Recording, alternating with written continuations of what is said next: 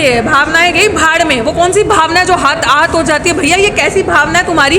हर भरी भावना। इस भावना को ना मेरे पास लेके आओ। I want to school this भावना। वो भावना में बह जाए, हम भावना में बह के कुछ बोल दें, हमने कोई चीज़ बोल दी तो वो उनकी भावनाएं हर्ट हो जाती हैं। वो विश्वास ही कैसा, या वो प्यार ही कैसा, वो धर्म ही कैसा जो किसी के कहने पर खत्म हो जाए, टूट जाए। हमसे हमारे विश्वविद्यालय छीन लिए, शिक्षा छीन ली, रोजगार छीन लिया, और अभी भी इनको चिंता हो रही है हिंदू खत्म हो रहे हैं, क्योंकि धर्म की राजनीति तो है।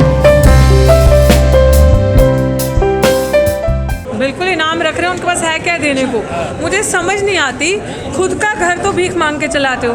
खुद का घर तो मतलब तुम लोगों का घर परिवार तब तक पलता नहीं है जब तक तुम चढ़ावा नहीं चढ़ता तुम्हारे मंदिरों में या जगहों पे, या तुम कोई पखंड जिसे कहते हैं कहीं पे चले जाओगे तो अच्छा जी ये पूजा कर लो, ये हवन कर लो, ये तिथि आ गई, ये डेट आ गई।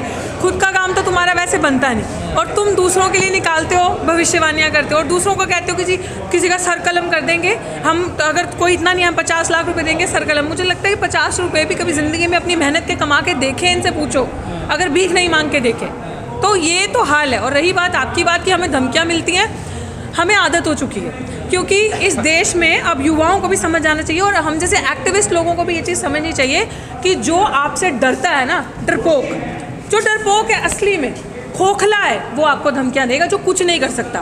पिया है ना माँ का दूध और है हिम्मत, तो मेरे सामने खड़ा हुआ। बड़े प्रसिद्ध संत है वो अयोध्या के। अरे बता रही हैं। एक सेकंड, वो संत है तो क्या हम क्या हैवान है? हम अच्छा वो होंगे परमहंस, उन्होंने खुद को अपने आप को इस चीज़ से नवाजा होगा, हम नहीं मानते। अगर संतों, आपने देखा होगा कि संतों महापुरुषों की वानियाँ इस तरीके की होती हैं। मैं भी सिख समुदाय से हूँ, मेरे घर पे भी धार्मिक लोग हैं, मैं अपनी माँ को ही देख लेती हूँ यार। वो अगर सुबह उठ के पूजा पाठ या पाठ पढ़ती हैं, कुछ करती हैं, मैंने भी अपने घरों में देखा। कभी कोई ऐसा मैंने बुखलाते हुए नहीं देखा, किसी को जान मार काटने की धमकियाँ देते हुए नहीं देखा। सो आई हैवंट सीन। वो किस चीज़ का, वो धर्म नहीं, वो धंधा होता है जब आप इस तरीके की बातें करते हैं, क्योंकि आपको डर लगता है कि हमारी दुकान चलना बंद हो जाएगी। आपको ना एक्चुअली जिस तरीके से वो 22 प्रतिज्ञाओं वाला ले लीजिए, अगर कोई 22 प्रतिज्ञाएं ले रहा है, जिस तरीके से बाबा साहेब ने वो 22 प्रतिज्ञाएं ली थी, मैं उस टॉपिक पे इसलिए जा रही हूँ क्योंकि एक ऐसा नेता, एक ऐसा लीडर जिसने सबसे पहले उन चीज़ों को लिखा था और प्रमोट किया था, which is doctor Bhimrao Ambedkar, जिसने तुम लोगों के देश का संविधान लिखा। तो आप इमेजिन कर सकते हो वो कितना लर्नड इंसान होगा, कोई बात हवा में तो की नहीं होगी। अब ये मूर्ख जो खुद अपना घर छोटे छोटे धंधे बिजनेस करके चलाते हैं, इस तरीके से लोगों को मूर्ख बना के ये बताएंगे। वो एक डर था, वो एक बुखलाहट थी कि हमारी चलती फिरती दुकान बंद हो जाएगी। का रास्ता दिखाते हैं, आप धंधा बता रही हैं, देखिए वो देखिए भावनाएं गई भाड़ में। वो कौन सी भावना है जो हाथ आहत हो जाती है? भैया ये कैसी भावना है तुम्हारी? हर भरी भावना। इस भावना को ना मेरे पास लेके आओ। I want to school this भावना। मुझे लगता है कि भावना बेचारी बड़ी बेबस है, लाचार है, इसका साथ कोई दे नहीं रहा। इस भावना को पकड़ के ना मेरे पास ले आओ, हम इसको मजबूती देंगे, इसको एजुकेट करेंगे, इसको पढ़ाएंगे लिखाएंगे, ताकि ये मजबूत हो, ताकि ये छोटी छोटी बातों से बेचारी आहत ना हो।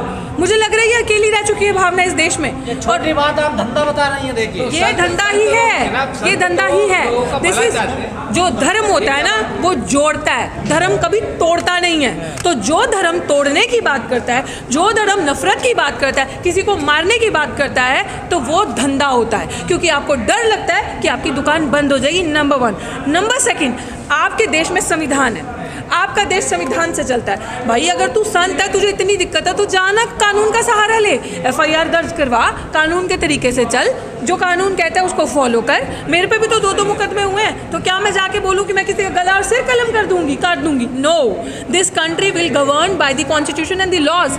और आप ऐसी बकवास बातें करते हैं। ये अच्छा, तुम लोग कहते हो ना, आप लोगों ने सुना होगा हम जैसे लोगों को बोलते कि भैया हम तो आंदोलन जीवी हैं या हम तो एंटी नेशनल्स हैं। ये है एंटी नेशनल्स की जुबान, वाणी, जो देश के संविधान में विश्वास नहीं रखते। समझ के लगता है ऐसे लोगों को जेल में होना चाहिए? बिल्कुल होना चाहिए। जब ऐसे लोग सत्ता में बैठे तो जेल में कैसे हो सकते हैं? बात ये, मुद्दे की बात ये है कि जो लोग रेपिस्ट हैं, जो लोग बेईमान हैं, जिन लोगों के ऊपर सबसे ज़्यादा क्राइम रेट्स है, आरोप है, वो लोग ही सत्ता में, पावर में बैठे हैं। तो फिर आप जस्टिस की बात किससे करोगे?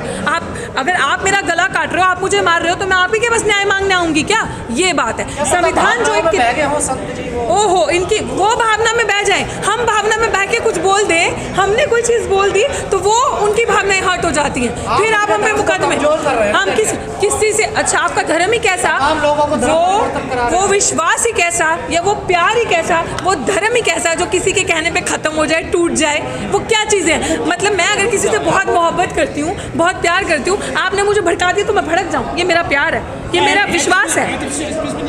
क्या बिल्कुल हेट स्पीच में आता है? ऑफ कोर्स आता है कि हेट स्पीच में। तो यही तो चीज़ है, जब देश का कानून इतना कम इन्होंने कर रखा है, सारी चीज़ें अपने हाथ में कर रखी है, तो फिर आप किससे न्याय की उम्मीद करोगे? एक ही चारा बचता है, सड़कों पे आओ, अपने अधिकारों के लिए लड़ो। ऐसे मुझे तो लगता है, ये तो आई डोंट नो जिनके बारे में कहा है, उनको अगर थोड़ी सी भी सोझी हो तो वो जाएं, एफआईआर करवाएं SC/ST एक्ट के अंदर, क्योंकि वो दलित हैं नेता और SC कम्युनिटी से हैं, तो उनका फ़र्ज़ बनता है कि जब आपको पब्लिकली कोई इतनी बड़ी बात बोल रहा है और वो वकील भी हैं, तो भाई जी बुद्धि का इस्तेमाल करें, जाएं थाने में, SC/ST एक्ट लगवाएं और इस हेट स्पीच को वहीं पे एंड करें, ताकि आज आपको धमकी दिया, आप तो इन्फ्लुएंशियल इंसान हैं, ऐसी एक सेकेंड इन्फ्लुएंशियल इंसान है, ऐसी धमकी किसी ऐसे और इंसान को ना मिले जिसके पास, जो गरीब है, जिसके पास रिसोर्सेज नहीं है, जिसके पास लोग नहीं है पीछे, समझे? तो खैर अगर लोग नहीं भी हैं तो डॉक्टर रितु, महमूद प्राचा, एडवोकेट भानु प्रताप जी हमेशा खड़े हैं मुस्लिमों की आवाज़ बन के। हम हमेशा हर एक के साथ। अब वो जाने, करा दी है तो SC/ST में एक्ट में करवाई है, पूछ लीजिएगा। FIR का मतलब नहीं होता, वो वकील उनको समझना चाहिए, SC/ST एक्ट के अंदर FIR करवाई है। बहुत बड़ा जुल्म है जो उन्होंने किया है। तो ये तो गौतम जी से आप पूछना, मैं गौतम जी की असिस्टेंट थोड़ी हूँ। RSS को बड़ी चिंता हो रही है कि हिंदू कम हो रहे हैं देश में। ओहो, RSS को चिंता ये हो रही है हिंदू कम हो रहे हैं देश में। RSS खुद हिंदू हैं, हिंदुओं की इससे बड़ी सरकार, जो सरकार उनकी है, सरकार BJP की नहीं है, RSS की सरकार है, और अभी भी उनको चिंता हो रही है। बेईमानी वो करते हैं, गला वो काटते हैं, सारी चीज़ें मिल मिला के उन्होंने बेच दी, हमसे हमारे विश्वविद्यालय छीन लिए, शिक्षा छीन ली, रोजगार छीन लिया, और अभी भी इनको चिंता हो रही है हिंदू खत्म हो रहे हैं, क्योंकि धर्म की राजनीति तो है। मोहन भागवत कह रहे हैं ना, अब जाति मुक्त देश बनाना है। कहनी और कथनी और करनी में बहुत फ़र्क है। पहले खुद चल के देखे उस अमल, उनको बोलो उतरो, पहले जिस पोजीशन पे बैठे हो ना, उतरो वहाँ से, वो कुर्सी छोड़ो, ख़त्म करो RSS को।